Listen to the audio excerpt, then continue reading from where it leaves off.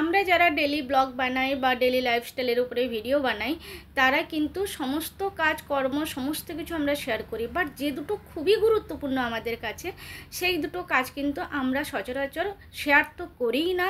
এবং আমি কারো মানে কোথাও কোনো ভিডিওতে দেখেছি বলে আমার তো মনে হচ্ছে না, আর আমি নিজেও কিন্তু শেয়ার করিনি।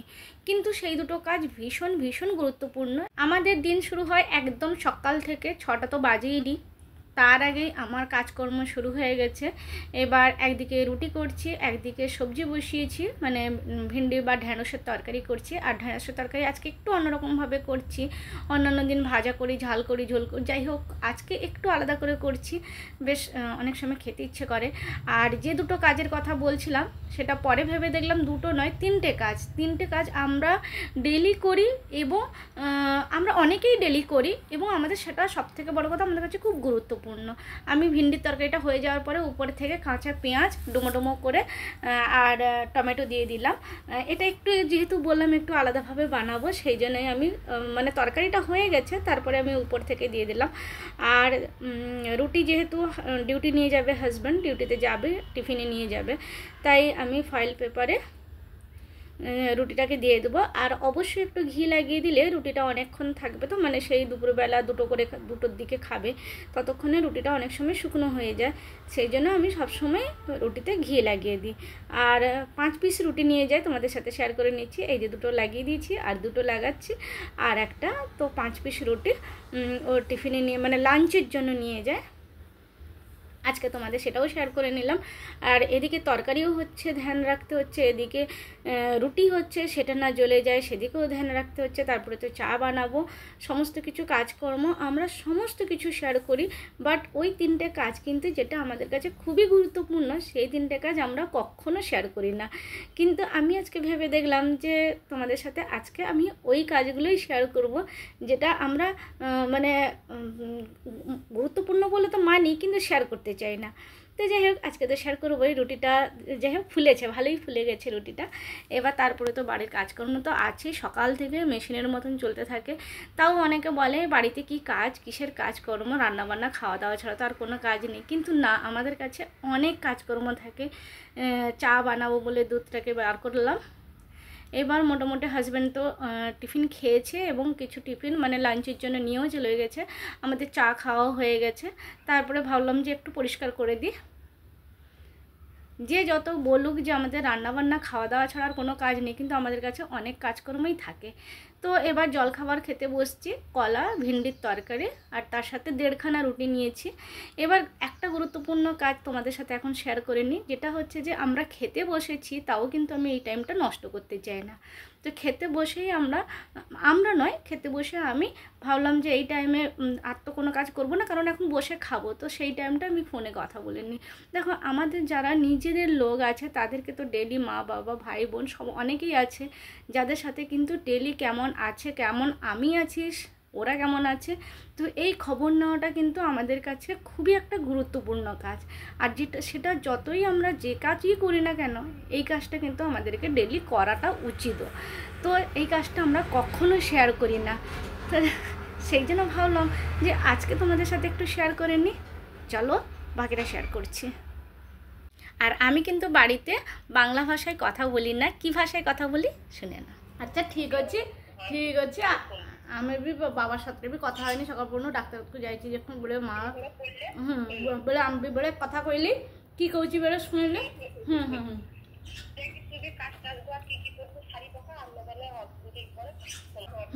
হ্যাঁ হ্যাঁ তুমি করলে ঠিক আছে রেখে দিলে। আমরা বাড়িতে কীরকম কথা বলি সেটা অন্য এক সময় খুব ভালো করে তোমাদেরকে শোনাবো যদি তোমরা শুনতে চাও। যাই হোক তোমাদের সাথে একটা শুভ জিনিস শেয়ার করে নিচ্ছি, সেটা হচ্ছে যে দুধ উতলানো। অনেকেই বলে, আমি জানি না ঠিক ভুল, যে দুধ উতলানো নাকি ভালো। তো যাই হোক দুধ দিয়ে গেছিলো, তো ভাবলাম একদিকে দুধটা গরম করে নিই, নাহলে এত যা গরম পড়েছে দুধটা ফেটে যেতে পারে। তো যাই হোক এবারে তো রান্নাবান্না আবার শুরু, কারণ সকালের তো হয়ে গেল মোটামুটি কাজকর্ম, জলখাবার খাওয়া। এবার মানে সেই খাওয়াটা খেতে না খেতে ব্যাস আবার শুরু দুপুরবেলা কি রান্না করব। তো আমাদের এই রকমই জীবন চলতে থাকে, আবার তারপরে আবার সন্ধ্যেবেলা আবার রাত্রে এই করেই চলতে থাকে, এটা তো সবাই তোমরা জানো। তো যাই হোক, অনেক দিন পরে ইচ্ছে করলো যে একটু শাক খাবো। হাজব্যান্ডও বললো, যে হাজব্যান্ড অ্যাকচুয়ালি বলেছিল যে আমি শাক আনলে কি রান্না করবে? আমরা হ্যাঁ নিশ্চয়ই, আমারও খাওয়ার ইচ্ছে হচ্ছিলো, তাই লাল শাক এনেছি আর আলু দিয়ে বেশ। তো আমরা মোটামুটি কিছু হোক না হোক সকালবেলা সারাদিনে একবার যতই ব্যস্ততা থাকুক, যতই কাজকর্ম থাকুক, কয়েকটা ফোন আমাদের রেগুলার যে ফোনটা থাকে, মা বাবা ভাই বোন এরকম করে যারা যারা একদম কাছের মানুষ, তাদের হালচাল জিজ্ঞাসা করা, খবরাখবর নেওয়া। এই নয় যে আমার আজকে সময় নেই তাও বসে গল্প করছি, ওইরকম নয়। একবার খবরাখবর নেওয়াটা খুবই গুরুত্বপূর্ণ, খুবই দরকারও। আমিও কেমন আছি সেটাও জানানোরও দরকার, যেমন নাহলে সত্যিকারই চিন্তা হয়। তো যাই হোক, আমার এখানটায় সবজি কাটছিও আর এদিকে প্লাস রান্নাও চাপিয়েছি, কারণ এখনও আমার কিন্তু শাক কাটা হয়নি, জাস্ট বেছে রাখলাম, কাটবো। তো এদিকে আমি 5 ফোড়নে তো কিন্তু কোনো মশলা আমি দিইনি, শুধু 5 ফোড়ন দিয়েছি আর শুকনো লঙ্কা দিয়েছি আর পেঁয়াজ দিয়েছি, ব্যাস। তারপরে ওপর থেকে এবার আমি সবজিগুলো দিয়ে দেবো। শাকটা তো এখন দেবো না, শাকটা আমি পরে দেবো, ব্যাস। আর কোনো মশলা ছাড়াই কিন্তু বেশ ভালো লাগে, আমি তো রান্না করেছি, বেশ ভালোই লেগেছে। তো যাই হোক, আজকে মোটামুটি অনেকগুলো রান্নাই হয়ে গেল। এবার আমি সবজিটা দিয়ে সঙ্গে সঙ্গে ঢাকা দিয়ে দেবো, কারণ ওর যে গন্ধটা সেটা আর বেরোবে না। ঢাকাটা সঙ্গে সঙ্গে দিয়ে দিলাম। এবার ও ঢাকনা দেওয়া অবস্থায় ভেতরেই সেদ্ধ হতে থাকবে। আর মোটা ডাঁটা ছিল, এই ডাঁটাগুলো খেতে কিন্তু দারুণ লাগে, অনেক দিনের পর খাচ্ছি তো বেশ আরও ভালো লাগে। আর লাল শাক এনেছিল, তোমাদের সাথে শেয়ার করলাম, বেশ শাকটাকে দিয়ে দিলাম। এবার ও তো হতেই থাকবে। এতে নুন, হলুদ, লঙ্কা গুঁড়ো দিয়ে দিয়েছি। আর অবশ্যই আমরা অনেকেই আছি যারা একদম লাস্ট মুহূর্তে কিন্তু 2-4 দানা চিনিটা দিই। তো যাই হোক, চিনি দিই বলতে একদম জাস্ট হাতে গোনা 2-4 দানাই দিই, এর বেশি কিন্তু দিই না। তো মোটামুটি হয়ে গেল। এবার এদিকে পরিষ্কার করে নেব স্ল্যাবটা, কারণ রান্না করার পরে রান্না তো হচ্ছেই, কিন্তু কিছুটা অংশ আমরা পরিষ্কার করে নিই, যতটা ফ্রি হয়ে গেল জায়গাটা। এই জায়গাগুলো পরিষ্কার করে নিলে এটা আর করতে হবে না। তো দেখো, কাজ নেই কিন্তু কাজকর্ম নানা রকম চলতেই থাকে। আর এর থেকে এগুলো তো ঘর সংসারের ডেলি কাজ থাকে, এরপরেও কিন্তু কিছু আরও গুরুত্বপূর্ণ কাজ থাকে, যেটা কিন্তু আমাদেরকে করতেই হয় টাইম ম্যানেজ করে। যতই বিজি থাকি না কেন, যতই যাই হোক, হয়তো একদিন করলাম না, 2 দিন করলাম না, তারপরে কিন্তু আমাদেরকে যতই অসুবিধে হোক ওই কাজগুলো কিন্তু করতেই হয়। এইটা দিয়ে না খুব সুন্দর পরিষ্কার হয়, আমি দেখেছি, আমি নিজেও পরিষ্কার করেছি অনেকবার। একটু লিকুইড দিয়ে দিলে আরও ভালোভাবে সুন্দরভাবে একদম ক্লিন হয়ে যায় চারিদিকে। তারপরে তো থালা বাসন, এগুলো সকালবেলা থালা বাসন কিছু ধুয়ে নিয়েছি, কিছু আরও ছিল, রুটি বানিয়েছিলাম এই তাওয়াতে। আর এবারে যে মেন কাজটা তোমাদের সাথে শেয়ার করি, ওখানে রান্না চাপিয়ে দিয়ে এসে আমাদের যেটা খুবই গুরুত্বপূর্ণ সেটা হলো শ্যুট করা, ভিডিও বানানো। এডিটিং তো পরে, আমাদের কিন্তু শত ব্যস্ততার মাঝেও আমাদের, যেহেতু আমরা ভিডিও বানাই, তাই আমাদেরকে ভিডিওটা অবশ্যই বানাতে হবে। সেটা আমরা শর্টস বানাই, ভিডিও বানাই, যাই করি না কেন, সেটা আমাদেরকে এই কাজের এই ব্যস্ততার মাঝে থেকেই আমাদেরকে টাইম ম্যানেজ করে নিতে হয়।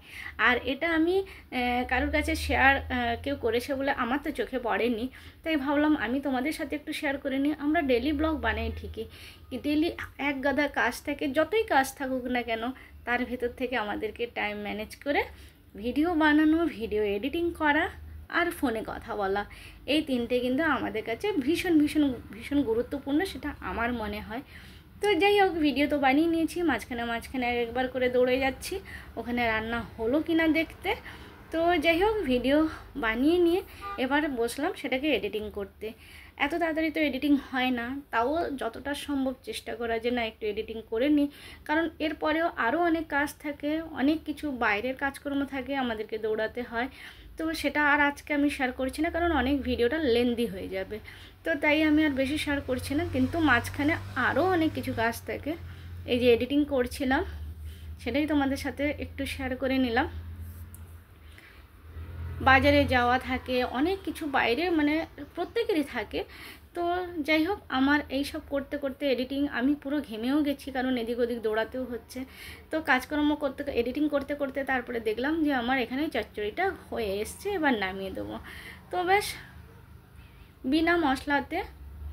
তো আমাদের এইভাবেই কিন্তু ম্যানেজ করতে হয় এবং এইভাবেই কিন্তু আমরা করি। আজকে তোমাদের সাথে শেয়ার করলাম, আশা করছি তোমাদের ভালো লাগবে।